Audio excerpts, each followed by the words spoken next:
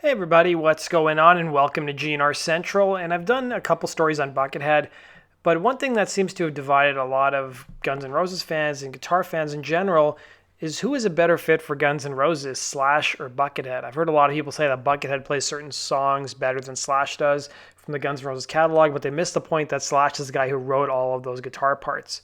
But what has Slash said about Buckethead over the years? And what's funny is Buckethead and Slash and the topic of their conversations, or even Slash's thoughts on Buckethead, really didn't come to full light until after Buckethead left the band.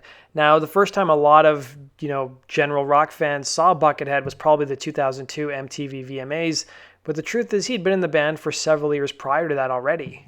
He'd already played shows like Rock in Rio 3, he'd played in Vegas a couple times with the band as well. In fact, Velvet Revolver was on Howard Stern's show from 2005, and Howard brought up those 2002 bizarre MTV Awards where Axl reappeared for the first time in quite a while on national television. And here's what Slash and Duff had to say about that performance. What is it, Gary? Hey, I got a question for the guys from Guns N' Roses. When you guys saw Axl on the MTV Awards a couple years ago with that band and that Buckethead thing, were you guys embarrassed for it? I didn't see it. You never seen it? I refused to see it. Like a year later. Why do you refuse to see it? I was going to school at the time, and having kids, and I just didn't see it. What kind of school? Going to school? I went to a nice Jesuit school. Jesuit? Yeah. What, high school? No, yeah, right. What kind of school? What were you studying? Thanks, Robin. What were you trying to learn? Finance. Oh, really? Yeah. You were going to be a businessman? I'd like to go over my portfolio with Duff. So I saw it a year later. Slash, why do you refuse to see it? It was one of those things where I got a bunch of phone calls one morning and leaving me messages going, what was that whole thing about on TV?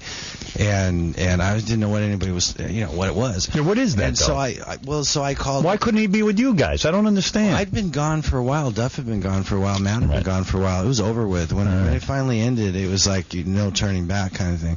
And so when I heard what it was the MTV Awards, and I heard the reaction from the people that saw it, I didn't want to see something. I didn't want to leave, have that memory of whatever Guns N' Roses was. When I left, it was still sort of cool. Yeah. Right. Yeah, I think it's over for that, right? Our memories are pretty good of the. It was a great band. Great. So around that same time, Velvet Revolver was doing a lot of interviews to promote their first record, Contraband.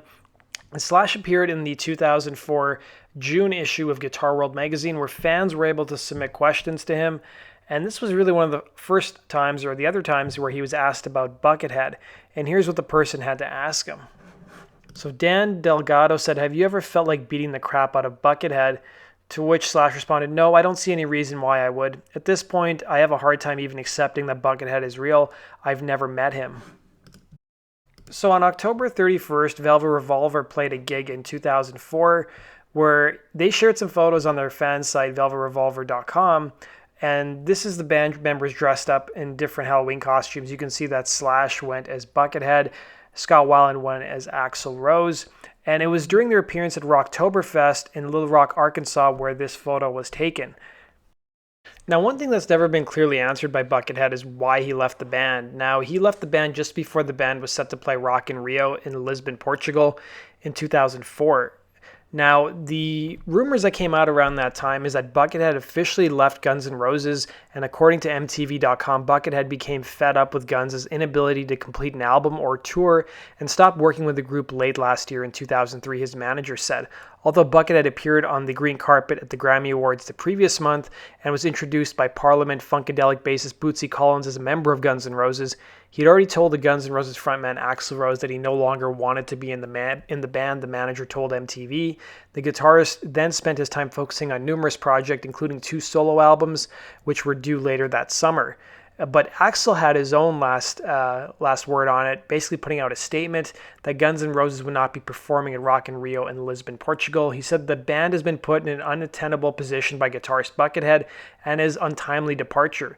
During his tenure with the band, Buckethead had been inconsistent and erratic in both his behavior and commitment, despite being under contract, creating uncertainty and confusion, and making it virtually impossible to move forward with recording, rehearsals, and live plans with confidence. His transient lifestyle made it impossible for even his closest friends to have any form of communication with him whatsoever. And last time I talked to Bucket, he called me to tell me he had bought a bootleg DVD off of eBay and how proud he was to be in Guns and how impressed he was with everyone's performance. Then in February, we got word that from Brain that Bucket had called him and said he was back in Guns. Apparently, according to Bucket, he had been gone, but had turned himself around and was really excited to do Rock in Rio and Lisbon and a European tour. Somewhere in the following month, things changed once again, and according to those who have actually spoken with Buckethead, it appears his plans were to secure a recording contract with Sanctuary Records, where I basically encouraged my management to make available to him quit GNR and to use his involvement in the upcoming Guns release to immediately promote his individual efforts. Nice guy. Now, there's not a member of this camp that is not hurt, upset, or ultimately disappointed by this event, and more to the point, if not this individual, certainly this individual's choices.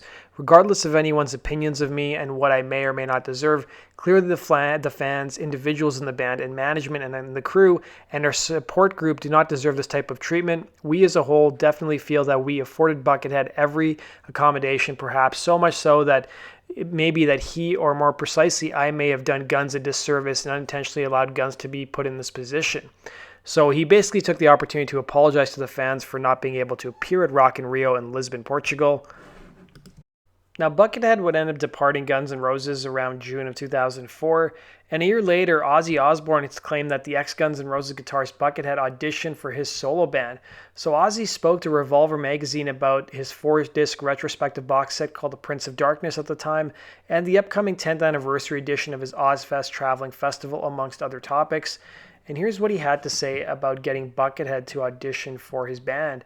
So he said, he was asked, have you held any other auditions? And he said, I tried out that Buckethead guy. I met with him and asked him to work with me, but only if he got rid of the effing bucket. So I came back a bit later and he's wearing this green effing Martian hat thing. And I said, look, just be yourself. He told me his name was Brian, so that's what I'd call him. He says, no one calls me Brian except my mother. So I said, pretend I'm your mom then. And then Ozzy went on to say, I haven't even got out of the room yet. I'm already playing effing mind games with the guy. What happens if one day he's gone and there's a note saying, I've been beamed up, laughs Ozzy. Don't get me wrong, he's a great player. He plays like a mother effer. Now, Buckethead gave an interview over email back in 2012, and he hasn't really ever talked about his time in Guns N' Roses. And during that email interview he did with the Phoenix New Times, the interviewer basically asked him about Guns N' Roses, and his response was no answer. So he was asked, holding my head in my hands while it looks like my head has been cut off. I finally got to do that recently. Being that you obviously enjoy being mysterious and anonymous figure in the music community and appear to be fairly reclusive, was it difficult working with Axl Rose, someone who seems to be fairly over the top and in love with the spotlight, at least in some twisted way? And that was the question that he had no answer to. He was also asked about another Guns N' Roses question, saying, did you get frustrated with the fact that you were a member of Guns N' Roses for 4 years and nothing really ever came of it besides a few concerts? And he said, again, no answer. So fast forward now to 2007, Slash's autobiography is out now, and he's doing the rounds and doing promos and stuff, and he was interviewed on Howard Stern's show once again. And Howard brought up Buckethead. So basically Howard was interviewing Slash, and his useless producer Gary came in and told Howard how he went and saw a Guns N' Roses show around 2002, and they were looking for Slash on stage. Instead, there was that weird guy Buckethead, as Gary put it.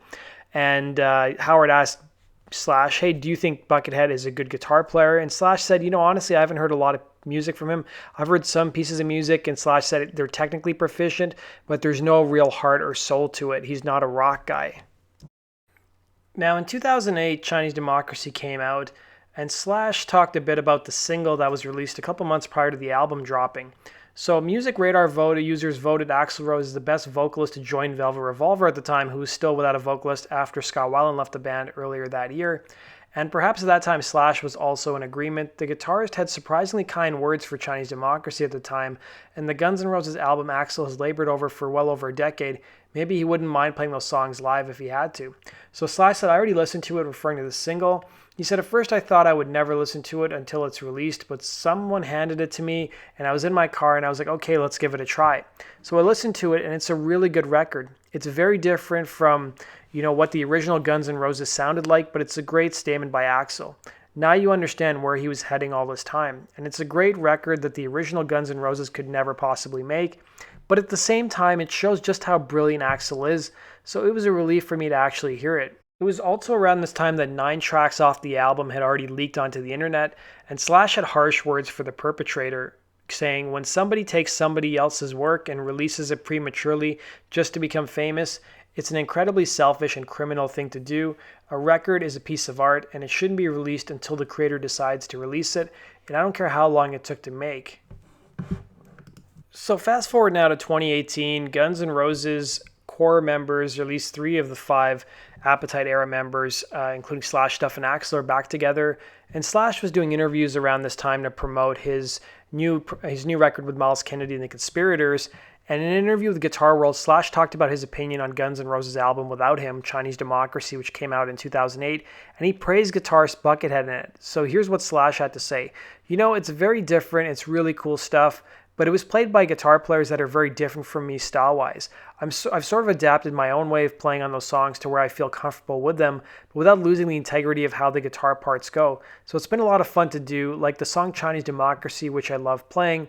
And then there's a song we've been playing lately called Madagascar, which I didn't even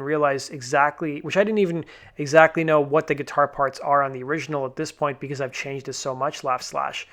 That said, I also want to give credit where credit's due. The guitar players that play on Chinese Democracy, Buckethead being one of the main ones, are effing amazing guitar players. I have to give those guys a shout out because that stuff is very cool, very different from what I normally do. So it's been interesting learning some of that stuff that was on the record. I definitely have to figure out ways to adapt to it.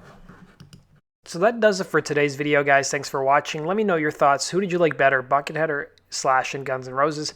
Thanks for watching, guys. And make sure you hit the subscribe button and go check us out at gnrcentral.com for the latest GNR news. Take care.